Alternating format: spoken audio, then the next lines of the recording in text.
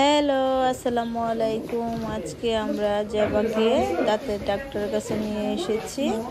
তো জেবার সামনে দুইটা দাঁত ঠিক আছে, কিন্তু ভিতর দিয়ে দাঁত উঠে যাচ্ছে। এই জন্য ওকে আমরা দাঁতের ডাক্তারের কাছে নিয়ে আসি। আর ওকে এখন ডাক্তার দেখবে এবং দেখবে দাঁতটা কি পজিশনে আছে, কেন ভিতর দিয়ে দাঁতটা উঠে গেছে। এই জন্য আমরা ওকে নিয়ে আসছি। ও তো একটু ভয়ও পাচ্ছে, আবার খুশিও যে ডাক্তার ওকে দেখবে।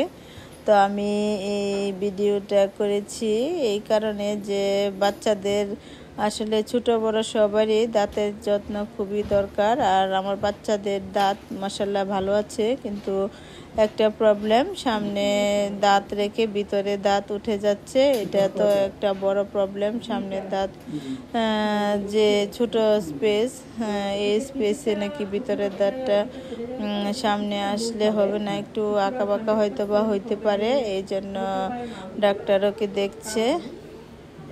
দেখুন জেবা বুড়ি কি খুশি মনে ডাক্তারকে দেখাচ্ছে ওর দাঁতগুলো।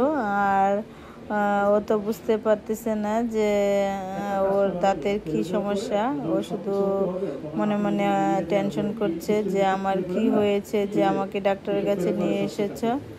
আসলে তো কিছুই হয় নাই, শুধু আমরা দেখাতে নিয়ে আসছি যে ওর দাঁতটা কি পজিশনে আছে। অস্ট্রেলিয়াতে দাঁতের চিকিৎসা অনেক ব্যয়বহুল, আর এদেশে আসলে মেডিকেয়ারটা সাপোর্ট দেয় না। এই জন্য দাঁতের চিকিৎসাটা নিজের পকেটে টাকা খরচ করে তো করতে হয়। এই জন্য চিকিৎসাটা অনেক জটিল হয়ে যায়, কারণ এখানে দাঁতের চিকিৎসা অনেক এক্সপেন্সিভ। তারপরেও তো একটা কথা, প্রবলেম নিয়ে তো আর কেউ বসে থাকে না, সবাই তো ডাক্তার দেখায় কিন্তু অনেক এক্সপেন্সিভ। তো এই জন্য সবাই একটু চিন্তা ভাবনা করে। আর সবচেয়ে বড় কথা হচ্ছে, শরীরের যদি কোনো অংশ সমস্যা দেখা দেয় বা শরীরের কোনো অংশে যদি আরাম না পাওয়া যায়, আসলে ওই সমস্যার জন্য তো আর টাকা কম বেশি মানুষ চিন্তা করে না। তখন চিন্তা করে কিভাবে আরাম পাওয়া যায়, কিভাবে সমস্যাটার সমাধান হবে।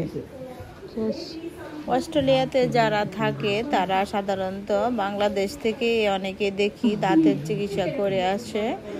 আর এখানকার ডাক্তাররা বলে যে আবহাওয়ার উপর নির্ভর করে সব ওষুধ এবং সব কিছুই ব্যবস্থা নিতে হয়। কারণ বাংলাদেশে আপনি যখন তখন দাঁতের প্রবলেম হতে পারে, বা কখন বাংলাদেশে যাবেন ওই সময় দাঁত ঠিক করবেন, ওইটা তো আসলে প্রবলেমটা তো রয়ে যায়। আর দাঁতের ব্যথা হলে বা দাঁতে যদি আরাম পাওয়া না যায়, তাহলে তো আর বসে থাকা যায় না, তখন যে কোনো কিছুতেই চিকিৎসা নিতে হয়।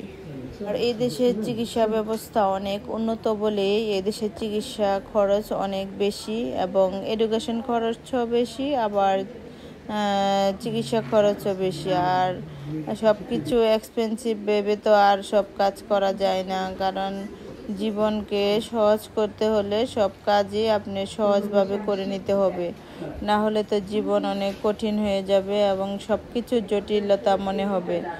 আর জটিলতা যখন মনে হবে, তখন তো আর কিছুই ভালো লাগবে না, মনে হবে জীবন বিষাদের মতো। আমি খুব ভয় পাচ্ছি।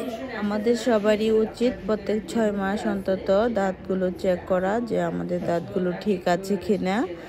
আর আমরা তো আসলে ওইভাবেই নিয়ম কানুনগুলো পালন করি না, বিদায় আমরা একবারে দাঁত নষ্ট হওয়ার পরে দাঁতের ডাক্তারের কাছে যাওয়ার পরে আর কোনো উপায় থাকে না, তখন দীর্ঘ সময় ধরে চিকিৎসা নিতে হয়।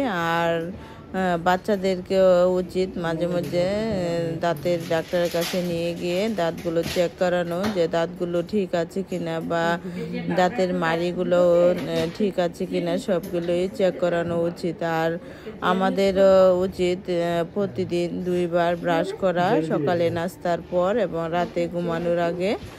আর অবশ্যই লং দিয়ে গরম পানি করে গড় করে কুলি করা, এবং দাঁত ও মুখের জীবাণু মুক্ত করা।